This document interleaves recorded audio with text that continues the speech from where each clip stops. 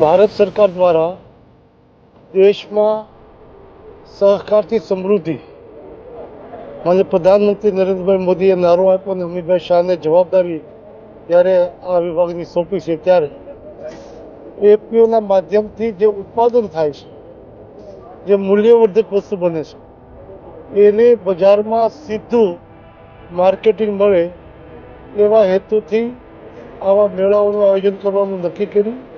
એ નિમિત્તે ગુજરાતનો પ્રથમ મેળો અમરેલીમાં કાર્ડના સહયોગથી કરવામાં આવ્યો. Card means council four agriculture rural development, કૃષિ અને ગ્રામ વિકાસ પરિષદના સહયોગથી આ મેળાને અહીંયા જે આપણે જોઈ રહ્યા છીએ જિલ્લાભરમાંથી અને રાજ્યભરમાંથી અલગ અલગ એપીઓના જે વસ્તુઓ બને છે એ લઈને અહીંયા આવ્યા છે.